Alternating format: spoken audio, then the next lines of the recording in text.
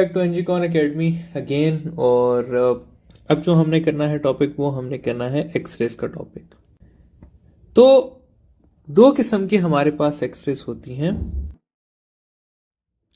एक होती है हमारे पास इनर शेल ट्रांजिशन एक्सरेज होती हैं, और सेकंड जो होती हैं वो होती हैं कंटिन्यूस एक्सरेज, जिनको हम ब्रैम स्टॉर्लिंग रेडिएशंस भी कहते हैं, ठीक है, या ब्रैम स्टॉर्लिंग एक्सरेज भी कहते हैं।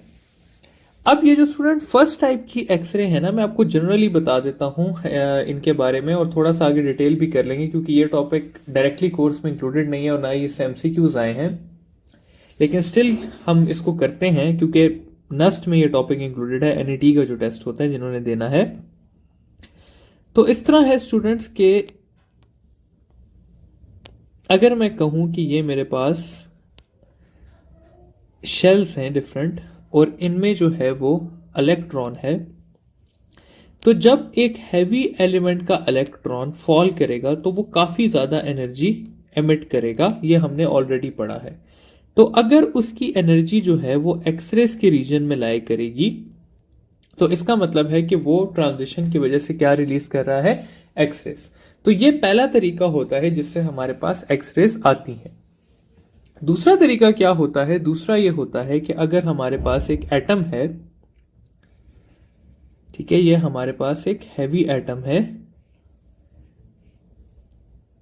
और इसमें जब कोई इलेक्ट्रॉन इंटर करेगा यहां से, तो वो यहां पर आने के बाद उसकी जो स्पीड है वो क्या होगी, डिक्रीज करेगी, यानी कि वो क्या करेगा, डीसेलरेट करेगा। और जब भी कोई चार्ज पार्टिकल डीसेलरेट या एक्सेलरेट करता है तो वो इलेक्ट्रोमैग्नेटिक वेव्स को जनरेट करता है। तो अगर वो इलेक्ट्रोमैग्नेटिक वेव्स एक्सरेज के रीजन में लाई कर रही हैं तो हमारे पास एक्सरेज बनेगी। तो इनर शेल ट्रांजिशन एक्सरेज कैसे बनती हैं, जब इलेक्ट्रॉन एक शेल से हायर शेल से लोअर शेल में ट्रांजिशन करता है। और कंटिन्यूस एक्सरेज कैसे बनती हैं, कि जब इलेक्ट्रॉन एक हैवी एटम में इंटर होता है और वो डीसेलरेट करता है, ठीक है। तो ये है हमारे पास बेसिस कंटिन्यूस की और इनर शेल ट्रांजिशन की। अब हम थोड़ी सी डिटेल पढ़ लेते हैं। सबसे पहले इनर शेल ट्रांजिशन एक्सरेज की।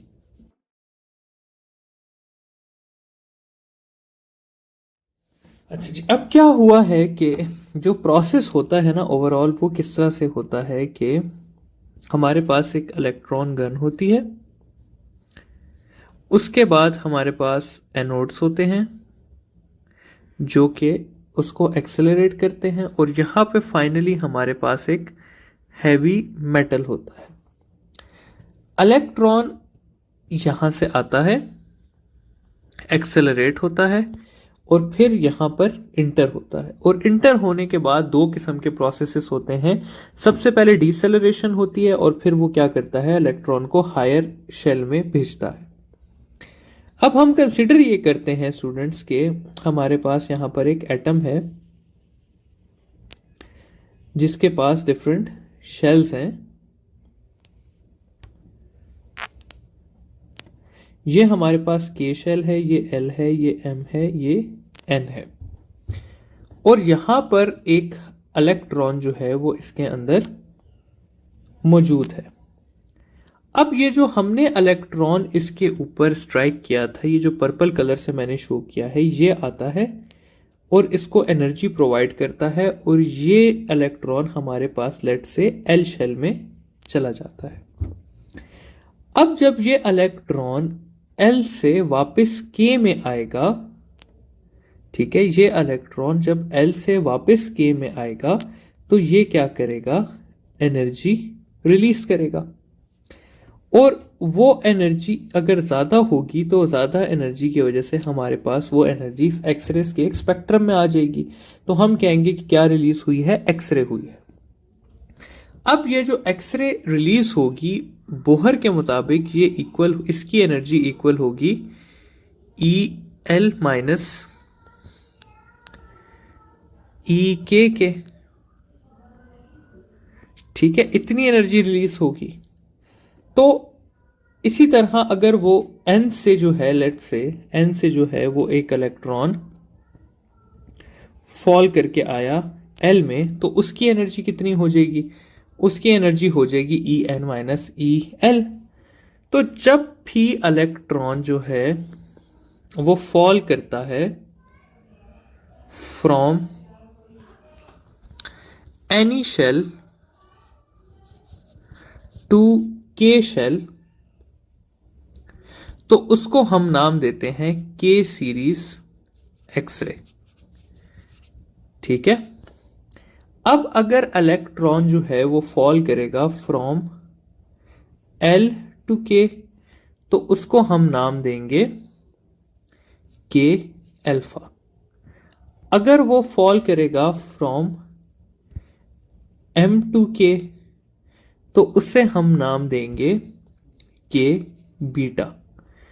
इसी तरह अगर वो फॉल करेगा फ्रॉम एन टू के, तो उसे हम नाम देंगे के गैमा और so on.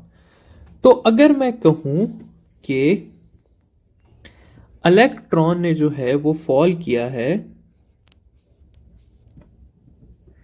From third shell to first shell, तो जो एनर्जी हमारे पास रिलीज हुई है उसका क्या नाम होगा? तो उसका नाम होगा के बीटा, क्योंकि इलेक्ट्रॉन फॉल कर रहा है फ्रॉम एन टू के। ठीक है, इसी तरह अगर एन से के पे फॉल करेगा तो के गैमा। अब मैं ये कहता हूं कि इलेक्ट्रॉन जो है वो फॉल करता है from any shell to L shell, तो फिर उस सीरीज का नाम देंगे हम एल सीरीज। ठीक है, और इलेक्ट्रॉन अगर एम से एल में आता है तो उसे एल अल्फा का नाम देंगे, एन से एल में आता है तो उसे एल बीटा का नाम देंगे, ओ से एल में आता है तो उसे एल गैमा का नाम देंगे। इसी तरह अगर किसी भी शेल से फॉल करके एम शेल में आता है तो उसके लिए हम एल एम सीरीज का लफ्ज यूज करेंगे। ठीक है, तो अगर एन से एम में आता है तो एम अल्फा, ओ से एम में आता है तो एम बीटा, और पी से एम में आता है तो एम गैमा रेडिएशंस का नाम देंगे। और इसी तरह जिस तरह हम ऊपर जाते जाएंगे हमारे पास एक्सरेज की नेमिंग भी इसी तरह होती जाएगी। सिंपल क्या है कि जिस भी शेल में आएगा तो वो उस शेल की सीरीज कहलाएगी। अगर उससे एडजेसेंट सेल से आएगा तो अल्फा, उससे ऊपर से आएगा तो बीटा, उससे ऊपर से आएगा तो गैमा। अब कंपैरिजन देख लेते हैं।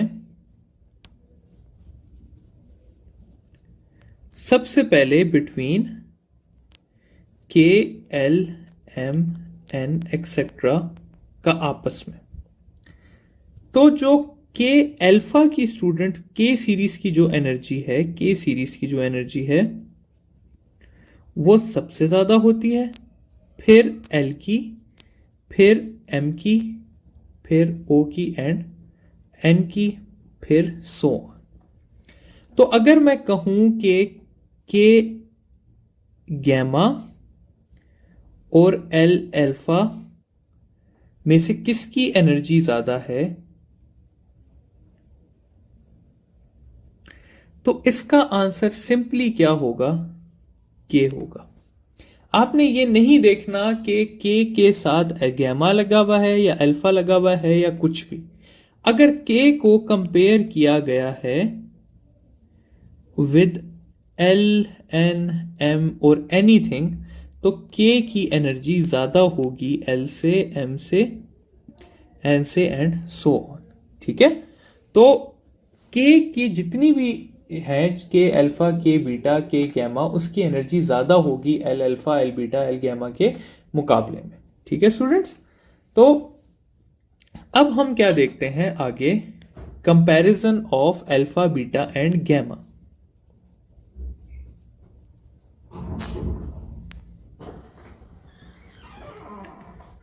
अब यहां पर आप लोगों से दो किस्म के सवाल पूछे जाते हैं। सबसे पहला सवाल पूछा जाता है एनर्जी रिलेटेड, और सेकंड सवाल पूछा जाता है इंटेंसिटी रिलेटेड।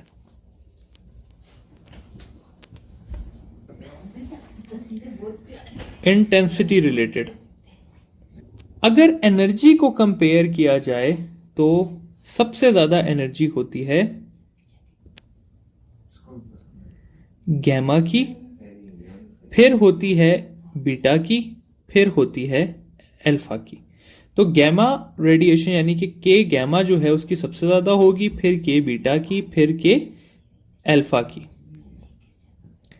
अगर इंटेंसिटी की बात की जाए तो उल्टा हो जाता है, यानी कि अल्फा की इंटेंसिटी सबसे ज्यादा होती है, फिर बीटा की, फिर गैमा की। तो अगर बात की जाए के की, तो के अल्फा की इंटेंसिटी सबसे ज्यादा, फिर बीटा की, फिर गैमा की। और यही वजह है कि किताब में एक ग्राफ बना हुआ है जिसकी लेबलिंग नहीं हुई हुई, अम्यूजिंगली। तो उसकी लेबलिंग ऐसे है कि उसके जो एक्स एक्सिस है उस पे वेवलेंथ प्लॉट हुई हुई है और वाई एक्सिस पे इंटेंसिटी प्लॉट हुई हुई है। और वो ग्राफ कुछ इस तरह से बना हुआ है, ऐसे करके, और बड़ी वाली पीक के साथ लिखा हुआ है के अल्फा और छोटी वाली पीक के साथ लिखा हुआ है के गैमा। तो अब लोग इसे ये समझते हैं कि ये एनर्जी वर्सेस वेवलेंथ का ग्राफ है, तो इसलिए के अल्फा की एनर्जी ज्यादा है, के जो बीटा है उसकी एनर्जी रिलेटिवली कम है, जबकि ये ग्राफ है इंटेंसिटी वर्सेस वेवलेंथ का। तो अगर इंटेंसिटी देखी जाए जो कि एक्स एक्सिस पे प्लॉटेड है, तो इंटेंसिटी जो है वो के अल्फा की ज्यादा है और के बीटा की कम है। अगर वेवलेंथ की बात की जाए तो वेवलेंथ जो है वो के अल्फा का ज्यादा है, के बीटा का कम है, यानी कि एनर्जी जो है वो के अल्फा की कम है और के बीटा की ज्यादा है। ठीक है, तो ये है हमारे पास इनर शेल ट्रांजिशन एक्सरेस। अब सबको समराइज करने के लिए एक सवाल करते हैं कि arrange the following in order of decreasing energy. और फॉलोइंग में आपके पास दिया हुआ है K alpha, K beta, L alpha, M alpha और एम बीटा। अब इसको हम अरेंज इस तरह से करेंगे कि 1 2 3 4 5 5 चीजें हैं, तो हमने नंबरिंग कर दी 5 की, कि सबसे ज्यादा वाले को हम 1 देंगे और सबसे कम वाले को हम 5 देंगे। तो अब ये देखिए स्टूडेंट्स कि के अल्फा और के बीटा मैक्सिमम है, तो 1 2 पे वही आएंगे, फिर एल आएगा और फिर एम आएगा। अब हमने ये डिसाइड करना है कि अल्फा की ज्यादा एनर्जी होती है या बीटा की। तो हमें पता है कि बीटा की एनर्जी ज्यादा होती है, तो 1 पे आ जाएगा के बीटा, 2 पे आ जाएगा के अल्फा, 3 पे आ जाएगा एल अल्फा, फिर एम बीटा और फिर एम अल्फा। तो ये हो जाएगी हमारे पास डिक्रीजिंग एनर्जी ऑर्डर। फाइनली देख लेते हैं कंटिन्यूस एक्सरेस को। तो कंटिन्यूस एक्सरेस मैंने पहले भी बताया था कि क्यों होती हैं। कंटिन्यूस एक्सरेस इस तरह से होती हैं कि एक हैवी एलिमेंट है और उसमें हमने जो इलेक्ट्रॉन फायर किया था वो आया और इलेक्ट्रॉन ने अपनी स्पीड एकदम से डिक्रीज की। अब फिजिक्स का रूल ये कहता है कि जब भी कोई पार्टिकल एक्सेलरेट या डीसेलरेट करेगा तो उसके साथ वेव, इलेक्ट्रोमैग्नेटिक वेव क्या होगी, जनरेट होगी। तो जब ये इलेक्ट्रॉन जो है वो जाते जाते डीसेलरेट करता है तो उससे क्या निकलती है, रेडिएशंस निकलती हैं। और क्योंकि वो जो है वो कंटिन्यूसली डिसेलरेट कर रहा होता है, तो इसलिए जो वेव्स निकल रही होती हैं उनको कहा जाता है कि ये कंटिन्यूस एक्सरेस हैं। और इनका सेकंड नेम क्या होता है? RAM-Stirling x-race. ठीक है, तो ये हो गया हमारा एक्सरे का टॉपिक एंड बस अब इस चैप्टर का एक ही टॉपिक रह गया है जो कि है लेजर से रिलेटेड।